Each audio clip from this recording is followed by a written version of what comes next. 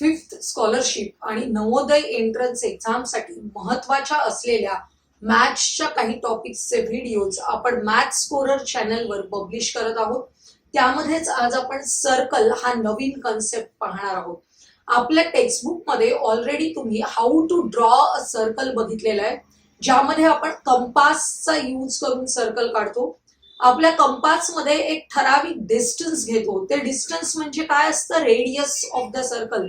आणि एका fixed पॉइंटवर compass ठेवून अशा प्रकारे आपण सर्कल काढतो. जो फिक्स्ड पॉइंट आहे, जिथे आपण कंपासचं लोखंडी टोक ठेवलेलं असतं, त्याला आपण म्हणतो सेंटर ऑफ द सर्कल. या फिगर मध्ये O is the centre of the circle. आणि हा जो सेंटर आहे तो या सर्कलवरील प्रत्येक पॉइंट पासून इक्वल डिस्टन्सवर असतो. लक्षात येते?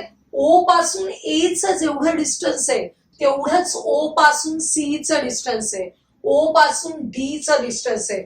असं समजा की distance O A is equal to 5 centimetre.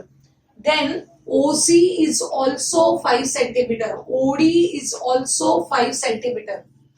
This 5 centimeter radius of the circle. It is the radius of the circle जी आपण कंपास मध्ये घेतो.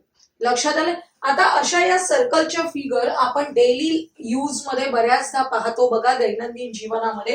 ही आपल्या कुकरची रिंग आहे, जी कोणत्या आकाराची आहे बघा? सर्क्युलर आकाराची आहे. हे ब्लॅक कलरचं सर्कल तुम्हाला दिसतंय. लक्षात आलंय? अशा प्रकारचं सर्कल तुम्ही पाहता, किंवा अशा प्रकारची जी बांगडी असते आपण हातात घालतात मुली, या ज्या बांगड्या आहेत त्याचा आकार म्हणजे आपला सर्कल आहे. लक्षात येते? सर्व जॉमेट्रिकल फिगर्स या आपल्या अवतीभोवती आपण नेहमी पाहत असतो त्याच आहेत. लक्षात घ्या. आता याच्यामध्ये आपण बघितलं O is the fixed point. तो जो फिक्स्ड पॉइंट आहे त्याला सेंटर म्हणतो. आणि या सेंटर पासून या सर्कलवरचा कोणताही पॉइंट जॉईन केला, जसं की सेगमेंट ओ ए, त्यानंतर segment O C, segment OD, मी अजून एखादा पॉइंट इथे काढला ई आणि तो जॉईन केला आणि सेगमेंट ओई मिळाला. All these segments are radius of the circle. लक्षात येते? हे जे सगळे सेगमेंट्स आहेत त्यांना आपण काय म्हणतो? Radius of the circle. आता बघा, या सर्कलवरचे कोणतेही दोन पॉइंट्स घेतलेले आहेत, पॉइंट एम अँड एन, आणि त्यांना जॉईन करणारा लाईन सेगमेंट काढलेला आहे. हा जो सेगमेंट आहे त्या सेगमेंटला आपण म्हणतो कॉर्ड ऑफ द सर्कल. काय शब्द आहे त्याला? Chord of the circle. Segment M N is chord of the circle. अशीच एक कॉर्ड मी इथे काढते बघा, दुसरी इथे काढली. हे दोन पॉइंट्स घेतले एक्स अँड वाय. या पॉइंट एक्स अँड वाय ला जॉईन करणारा सेगमेंट काढला. Segment X Y is the chord of the circle. आता तुम्हाला एक स्पेशल कॉर्ड दिसते. हे पॉइंट सी आणि पॉइंट डी यांना जॉईन करणारा एक सेगमेंट आहे, segment C D, which is chord of the circle passing through the centre of the circle. ही कॉर्ड सी डी आहे which passes through the centre of the circle. अशा प्रकारची जी cord आहे त्याला आपण डायमीटर ऑफ द सर्कल म्हणतो. लक्षात आले? Cord passing through the centre of the circle is non as the diameter of the circle. आता हा जो डायमीटर आहे तो कसा असतो बघा. आपली रेडियस जर 5 सेंटीमीटर असेल तर 5 + 5 डायमीटरची लेंथ किती झाली? 10 सेंटीमीटर. म्हणजेच काय झालं? Diameter is equal to 2 times radius. Diameter is equal to 2 times radius. समजा मी एखाद्या ठिकाणी आर इज इक्वल टू 7 दिलेलं आहे. आर इज इक्वल टू 7 असेल तर diameter D is equal to 2 times radius, that is 14. अशा प्रकारे आपल्याला डायमीटर काढता येतो. जर तुम्हाला डायमीटर दिला असेल तर रेडियस काढायचंय. बघा, डायमीटर आहे 18, D is equal to 18. Find radius of the circle. रेडियस कसं असणार आहे? Half of the diameter. म्हणजेच आपल्याला 18 ला 2 ने डिव्हाइड करायचंय, म्हणजेच 9 ही आपली आर ची व्हॅल्यू आहे. लक्षात येते? तेच दोन फॉर्म्युले आपण इथे लिहिलेले आहेत. Diameter is equal to 2 times radius, आणि रेडियस काढायचा असेल तर radius is equal to diameter divided by 2. लक्षात येते, छोटे छोटे हे एक्झाम्पल्स तुम्हाला परीक्षेला विचारले जातात. एक महत्वाचं स्टेटमेंट आहे, diameter is the longest chord of the circle. Chord आहे बघा, सीडी ही कॉर्ड आहे आणि कशी आहे, पासिंग थ्रू ओरिजिन, त्यामुळे आपण तिला डायमीटर म्हणतो. आणि ही सर्वात मोठी कॉर्ड आहे, longest chord of the circle. त्यामुळे कधी कधी असा प्रश्न विचारला जातो, if radius of the circle is equal to 6, radius of the circle is equal to 6, find the length of the longest chord of the circle. Circle मधल्या longest कॉर्डची length काढा. ती लॉंगेस्ट कॉर्ड म्हणजेच काय असणार आहे, diameter, which is equal to 2 times radius. म्हणजेच आपण 2 into 6 12 सांगणार आहोत. लक्षात येते, longest chord of the circle म्हणजेच डायमीटर ऑफ द सर्कल. हे लक्षात ठेवायचे. आपण असेच 2 क्वेश्चन्स घेऊया. Radius of the circle is 4 centimetre. Radius म्हणजेच काय, आर. आर ची व्हॅल्यू दिली आहे 4. Find the longest chord of the circle. Radius R असेल तर longest chord of the circle म्हणजेच chord of diameter of the circle which is 2 times radius, म्हणजेच 2 into 4 which is equal to 8 centimetre. Longest chord of the circle काय असणार आहे, 8 centimetre. Next question बघा, if the diameter of the circle is 10, आपल्याला diameter दिलेला आहे, then find the radius. Diameter माहित असेल, रेडियस काढायला काय करायचं, रेडियस काढण्यासाठी डायमीटर डिव्हायडेड बाय 2 करायचे, which is equal to 5 centimetre. मी इथे फळ्यावर एक फिगर काढलेली आहे, याच्यामध्ये सर्कल तुम्हाला दिसते आणि काही पॉइंट्स दिसत आहेत. हे जे पॉइंट्स आहेत त्यांचं आपल्याला काय करायचे, 3 पार्ट्स मध्ये डिव्हिजन करायचे, वर्गीकरण करायचे. पहिला काय विचारलंय बघा, points on the circle. On the circle म्हणजे प्रत्यक्ष ही जी सर्कल आहे काढलेला खडूने त्याच्या वर असलेले पॉइंट्स. कोणते पॉइंट्स आहेत बघा, येल्लो चॉकने दाखवलेले पॉइंट्स आहेत मी, M, N and P are the points on the circle. त्यामुळे पॉइंट्स लिहिताना आपल्याला काय लिहायचे, points M, N and P which is on the circle. Next आहे points in the interior of the circle. Interior म्हणजे हा सर्कलचा आतमधला भाग. लक्षात येते, interior part of the circle, आतल्या भागात असलेले, आंतरभागात असलेले कोणते पॉइंट्स आहेत, हा पॉइंट ओ सुद्धा interior part of the circle मध्ये घ्यायचंय, which is centre of the circle. त्यामुळे points in the interior parts कोणते येणार आहे, points O, A, B and C. Next आपल्याला सांगितलंय points in the exterior of the circle. Exterior म्हणजे हा जो सर्कलच्या बाहेरचा पार्ट आहे, बाह्य भाग, सर्कलच्या बाहेरचा भाग, त्याला आपण म्हणतो एक्सटिरियर ऑफ द सर्कल. कोणते पॉइंट्स आहेत बघा, मी पिंक चॉकने दाखवलेत, X, Y and Z are lies in the exterior part of the circle. त्यामुळे कोणते पॉइंट्स आहेत, points X, Y and Z. आता नेक्स्ट कन्सेप्ट बघूया आपण, the circumference of a circle. अतिशय महत्वाचा कन्सेप्ट आहे सर्कम्फरन्स. हा जो मी पेन्सिलने खडूने काढलेला आहे, चॉकने, त्याच्यावर जर मी एखादा दोरा ठेवला, या पॉइंट ए जवळ मी डॉट केलेला आहे, तिथून एक दोरा लावला पुन्हा इथे येईपर्यंत आणि त्या दोऱ्याची लेंथ मेजर केली, तर ती लेंथ म्हणजे काय असतं, circumference of the circle. For example बघा, हे माझ्याकडे रिंग आहे, या रिंगला जर मी मध्येच कैचीने कापलं, लक्षात येते, तुम्ही घरी अशी वाया गेलेली रिंग असेल तर करून बघा, या रिंगला मी मध्येच कैचीने कापलं आणि ती अशी ओपन होईल, त्याची लेंथ जर आपण मोजली पट्टीवर तर ती काय होणार आहे, सर्कम्फरन्स ऑफ धिस रिंग. लक्षात येते. आणि आपल्याला हा जो सर्कम्फरन्स आहे तो अशा प्रकारे, सर्कम्फरन्स ही लेंथ असते. लक्षात येते, या पॉइंट पासून पुन्हा या पॉइंट पर्यंत असलेलं जी लेंथ आहे ते म्हणजे सर्कम्फरन्स आहे. आता अन आर्क ऑफ द सर्कल. आता सर्कम्फरन्सचं अजून एक एक्झाम्पल मला तुम्हाला देता आलं असतं. हे अशा प्रकारचं एक माझ्याकडे काय म्हणतो आपण, कडं आहे. हे जी कडं आहे ते मला सर्क्युलर आकाराचं आहे, ते मी पूर्णपणे असं ओपन केलं आणि स्ट्रेट केलं आणि हे स्ट्रेट करून त्याची लेंथ मोजली तर ही लेंथ म्हणजे काय आहे, ते जे मगाशी सर्कल आकारामध्ये कडं होतं त्याचा सर्कमफरन्स आहे.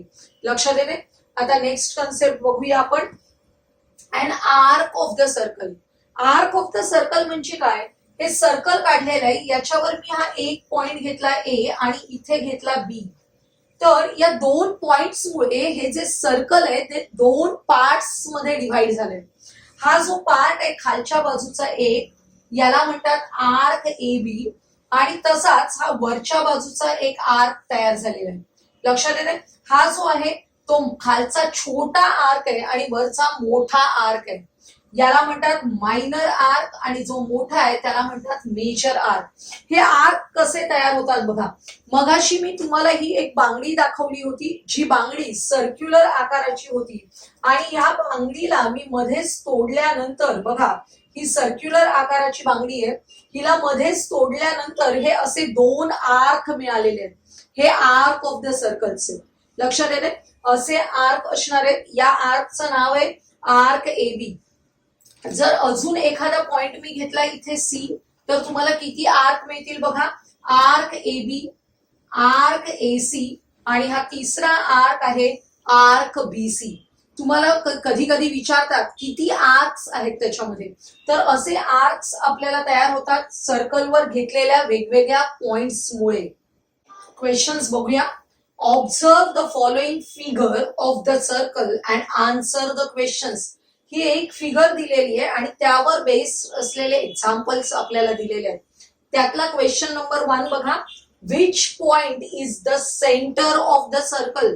आपल्याला बघायचंय याच्यामध्ये सेंटर ऑफ द सर्कल कोणता आहे. सेंटर आहे याच्यामध्ये ओ, कारण या पॉइंट ओ पासून या सर्कलवरचे सगळे पॉइंट इक्वल डिस्टन्सवर आहे, म्हणजेच O is the centre of the circle. Third alternative is the correct alternative.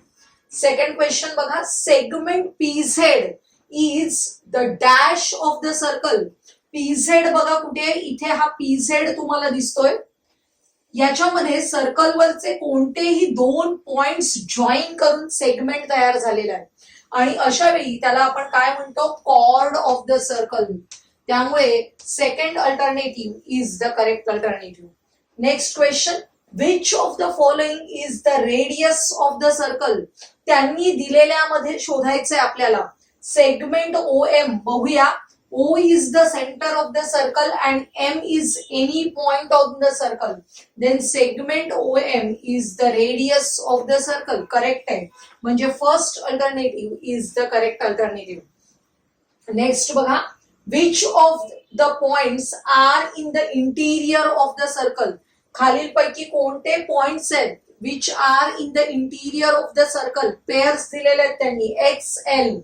हा एक्स पॉइंट दिलाय तो इंटिरियर ऑफ द सर्कल मध्ये आहे का. It lies on the circle, म्हणजे हा अल्टरनेटिव्ह इनकरेक्ट झाला. Next. A and C. A and C are also on the circle, cancel झाला. नेक्स्ट. D and O. याच्यामध्ये बघा, डी हा सर्कलवरचा पॉइंट आहे आणि ओ इंटिरियर मध्ये आहे.